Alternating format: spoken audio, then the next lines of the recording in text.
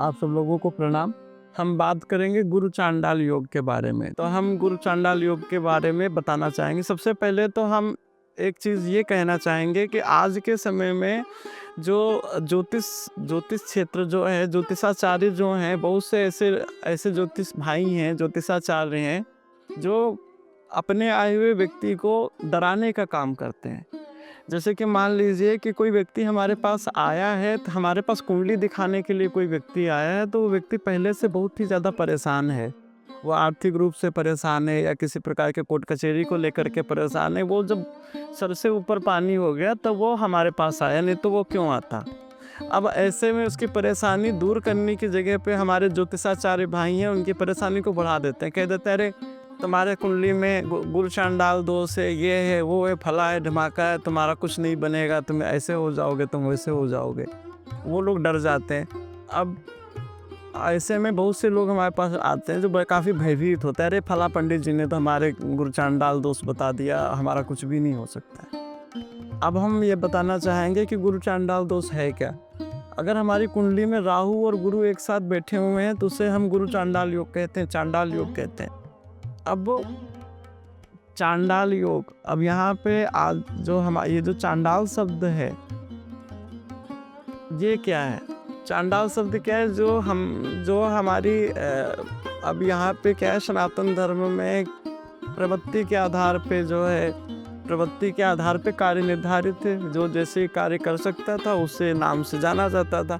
तो जो शमशान घाट में जो लकड़ियाँ देते हैं, अग्नि देते हैं, उनको उस कर्म को चांडाल कर्म कहते हैं। ठीक है, तो चांडाल कर्म क्या हो गया? राहु और गुरु की युति कुंडली में।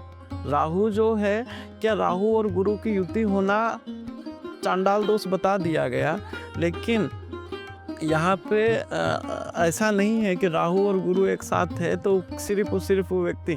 हमने राहु और गुरु की युति वाले लोगों को बहुत ही महान देखा है, जो काफ़ी धार्मिक प्रवृत्ति को होते हैं, काफ़ी वसूलों वाले होते हैं और बहुत अच्छा जीवन व्यतीत करते हैं। राहु जो है सिंगिका का पुत्र है, असुर है।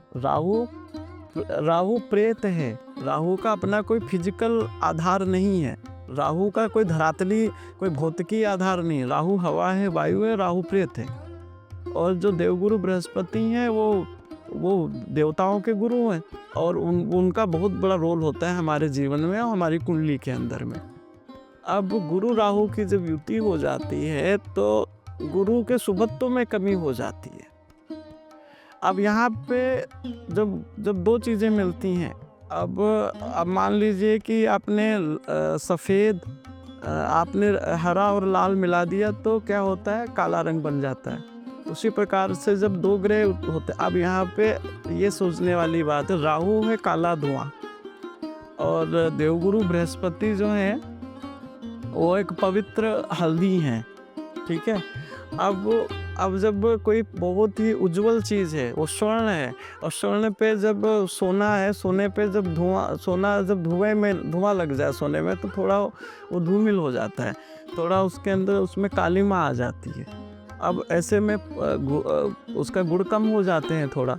अब देवगुरु बृहस्पति जो हैं, जब राहु और गुरु की युति हो जाती है तो कई बार क्या होता है, ऐसा व्यक्ति क्रूर कर्मा हो जाता है, थोड़ा गुरु भी पापी हो जाते हैं, क्योंकि राहु पाप ग्रह है। तो इसको हम ऐसे भी बोलते थे, राहु पाप कर्तरी योग में पड़ गए। तो कई बार राहु पापी हो जाते हैं।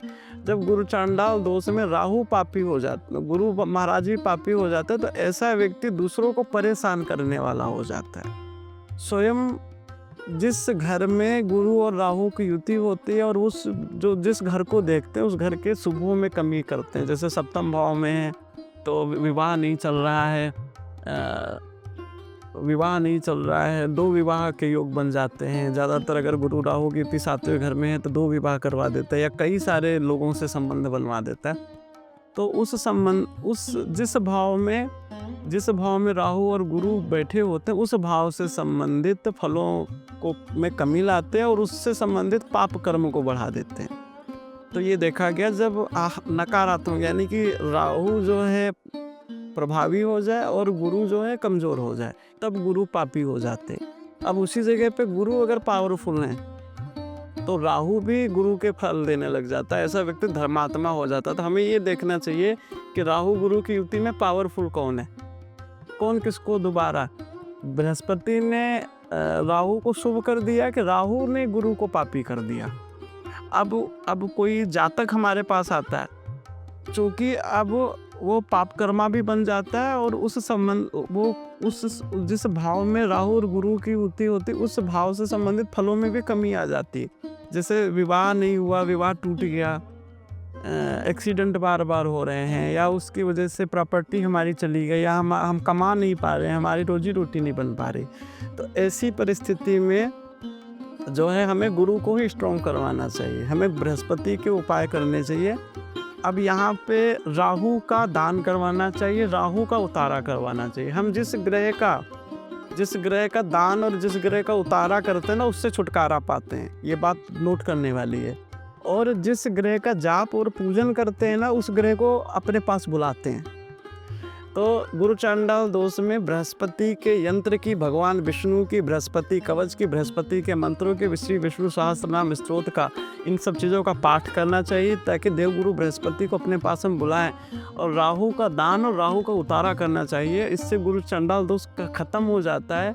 और ये उपाय हम बार बार करते रहते हैं, तो इसके दुष्परिणाम हमें नहीं मिलते हैं, और इसके शुभ परिणाम हमें मिलते हैं। और शुभ परिणाम क्या है? गुरु चांडाल दोष में मनुष्य को मोक्ष की प्राप्ति होने के चांसेस बहुत अधिक होते हैं।